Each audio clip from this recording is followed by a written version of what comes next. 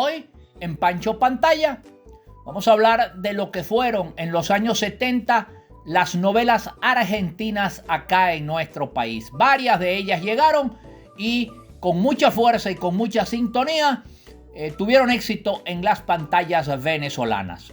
Hoy, en Pancho Pantalla, las novelas argentinas de los años 70. Pancho Pantalla, Pancho Pantalla, Pancho Pantalla.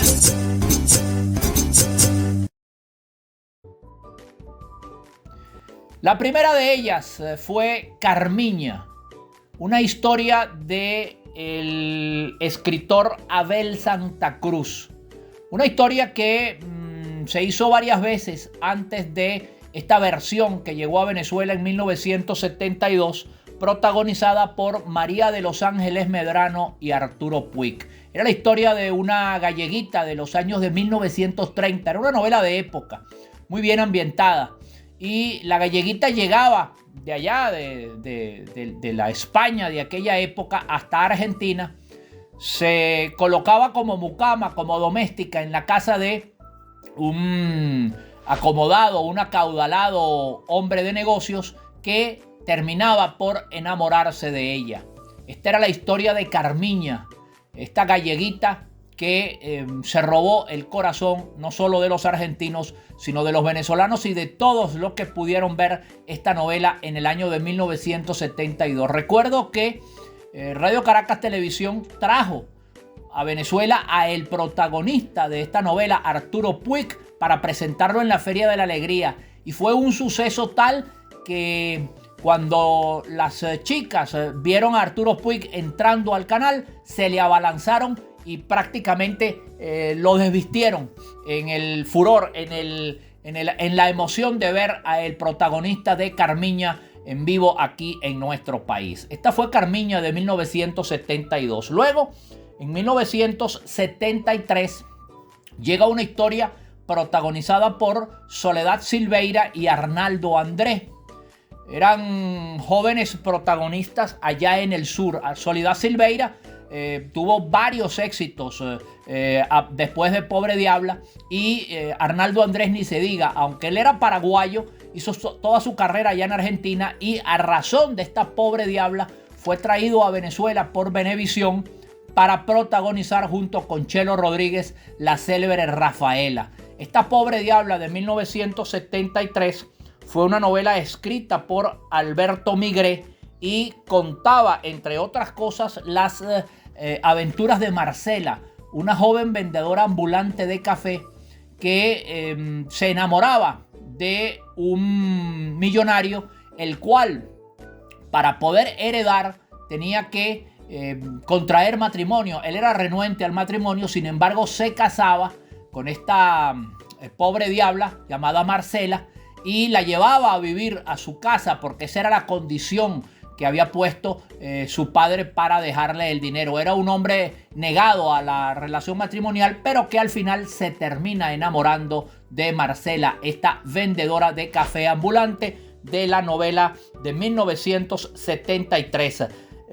Luego llega a Venezuela una novela de corte infantil. Se llamaba Jacinta Pichima Huida. La señorita Jacinta se conocía acá, transmitida por Radio Caracas Televisión, también protagonizada por María de los Ángeles Medrano, la misma protagonista de Carmiña. Era una protagonista que allá en Argentina, en lo que salía, pues eso tenía éxito. Y la repitieron en esta historia también de Abel Santa Cruz llamada Jacinta Pichima Huida. Era una maestra de una escuela de barrio que con su sentimiento y su condición humana lograba motivar a los niños de esa populosa barriada. Jacinta Pichima Huida fue lo que inspiró luego a los mexicanos a realizar el célebre producto que fue continental y más que continental mundial llamado Carrusel. La señorita Jacinta Pichima Huida no tuvo el éxito, incluso eso era en blanco y negro. Carrusel ya se hizo en colores en México y fue protagonizado allá en México por aquella notable actriz a la cual conocimos como La Maestra Jimena. Acá en Venezuela, Carrusel tuvo muchísimo más éxito, por supuesto, que la señorita Jacinta Pichima Huida, pero la señorita Jacinta Pichima Huida acá en Venezuela fue la que abrió las puertas a esta historia, repito, de Abel Santa Cruz de 1974. Finalmente, hacia finales de los 70, casi ya en 1980, llega a Venevisión una historia protagonizada por Andrea del Boca y Silvestre. Esta historia se llamaba Los 100 días de Ana. Era una historia ya un poco más contundente en lo que tiene que ver con la trama. Era una chica que se enamoraba de un músico, muy al estilo de lo que fue luego Ligia Elena acá en nuestro país. Se enamoraba de un músico llamado Silvestre precisamente, y en el ánimo de la relación, la chica se enferma de leucemia. El padre de la chica se empeña en separarla y la chica no encuentra entonces motivación para vivir, entra en una etapa prácticamente letal de su enfermedad, y el mismo padre que había rechazado al músico como pareja de su niña lo busca para tratar de reencauzar el ánimo de vida de su pequeña hija Ana. Eran los 100 días de Ana, por eso se llamaba los 100 días de Ana, porque los médicos le habían dado apenas unos 100 días de vida a esta protagonista hecha por Andrea del Boca. Andrea del Boca, hay que recordar que su gran éxito en la televisión fue cuando niña, cuando realizó lo que aquí conocimos como Papá Corazón, que luego Guillermito González lo versionó en una exitosa serie llamada Crecer con Papá. Sin embargo, Papá Corazón no era una novela, era una serie. En cambio, Los 100 días de Ana sí fue una novela protagonizada por Andrea del Boca, Silvestre, y transmitida por Venevisión hacia finales de los 70 y principios de los 80. Estas fueron las grandes novelas argentinas de los 70 acá en nuestro país.